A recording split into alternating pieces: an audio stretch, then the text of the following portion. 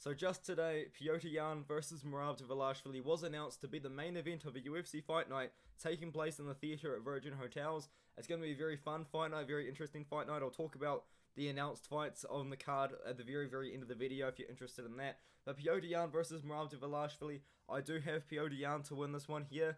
And to be fair, for the future of the division, as long as Aljamain Sterling is the champion, we probably do want Petr to win this fight, because at the end of the day, Merab Dvalishvili and Aljamain Sterling are really good friends, and they don't want to fight each other, which I do kind of have an interesting opinion about, because I feel like if I was a full-time fighter, obviously I'm not, like, look at the size of me, I'm in the worst shape of my life right now, but if I was a full-time UFC fighter, and I had come up with my best friend, or I met my best friend and he became the UFC champion, or I became the UFC champion, I would fight my friend, you know what I mean? And I feel like you would have to be, I feel like it's a sign of being a good friend to give someone else that opportunity. But anyway, whatever. Merab and Aljo are never going to fight each other, so if Merab does win this one, he probably becomes the number 2 ranked contender in the world, but you'll never find Aljo for the title, so we kind of left the division in limbo a little bit. So we probably do want Petr to win this one, but I do think Petr does win.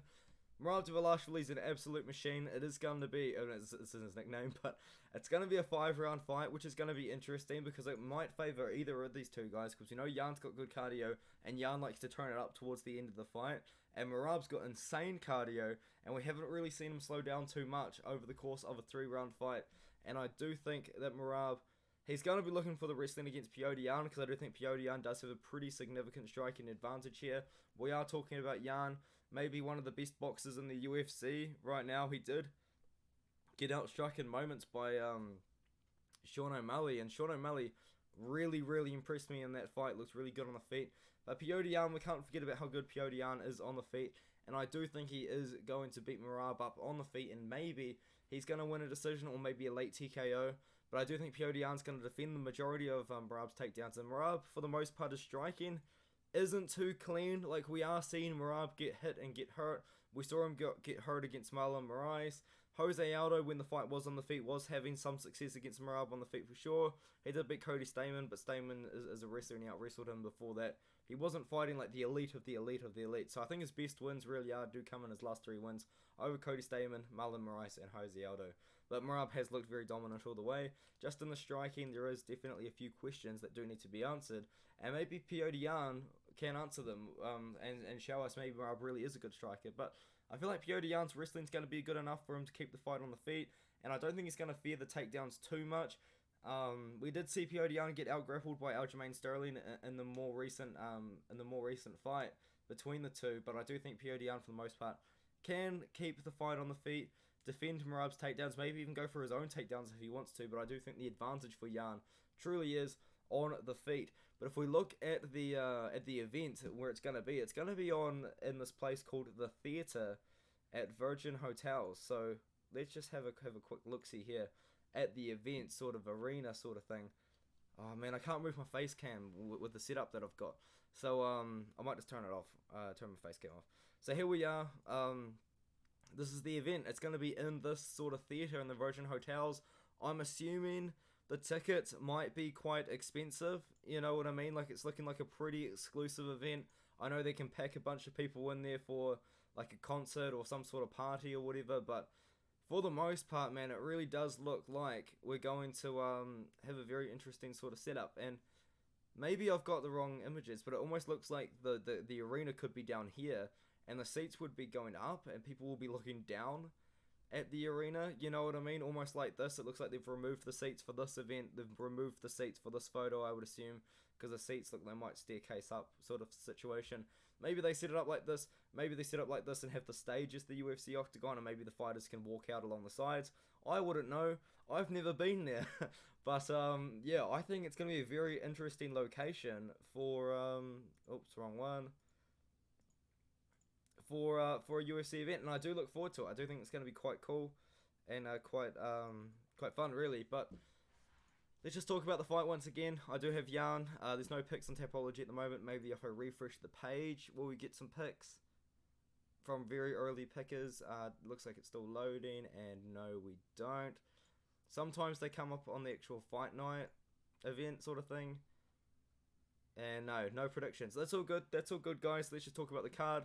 Rafael Assunção versus Kyler Phillips should be a pretty fun one. Kyler Phillips, the much younger fighter. I like Kyler Phillips. Kyler Phillips' fight IQ always does scare me a little bit though. As we saw in the Hellion Paiva fight is the main one. Aldrich versus Lipski is a pretty interesting one. It'll be interesting to see what people are picking on that one. I was going to say I do have Aldrich.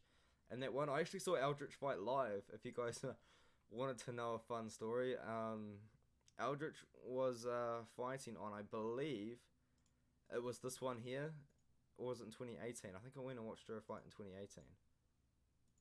Lewis versus Hunt in 2017. Okay, I think I was actually...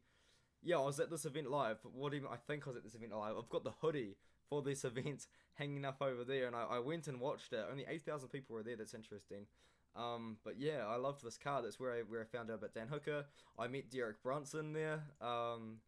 Yeah, I mean, the crazy thing is, me and my dad showed up like super early to this event, and I believe it was delayed about an hour because I think this fight was this fight here was cancelled, and they delayed the event for a bit. But yeah, it was a very fun event. I remember very vaguely being a fan of Ben Nguyen at the time, which is funny because he's not in the UFC anymore, but I was a big fan of Ben Nguyen at the time, and everyone was cheering for Tim Elliott around me, and I was like secretly hoping. I was like super young. I would have been like 16 years old at the time, I think. And Ben Nguyen walks out, and I was like, I was secretly hoping. I wasn't cheering, I was too nervous.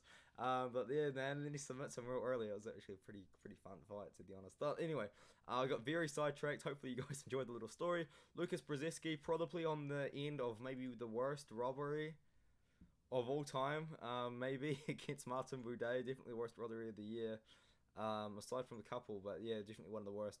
Taking on Carl Williams, who's going to be staying at heavyweight. He's actually a light heavyweight who fought on short notice at heavyweight against Jimmy Lawson and beat Jimmy Lawson by decision. Cedric Dumas, very excited for Cedric Dumas' UFC debut. He's fighting a 37-year-old Abu Wazaita who hasn't fought for a year and 9 months. I think he's going to get a KO. Abu's twice in 4.5 years. He's 37. Cedric Dumas just beat Matej Pinhas, who's a former Glory kickboxer, by submission like within a minute.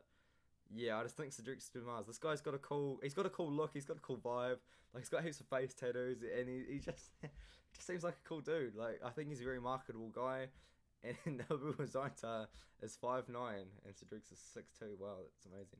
But yeah, I'll end the video there. Sorry, it was a little bit longer than I want it to be, but I just wanted to kind of talk about the card as well. Hopefully you guys didn't mind, and I'll see you in the next video.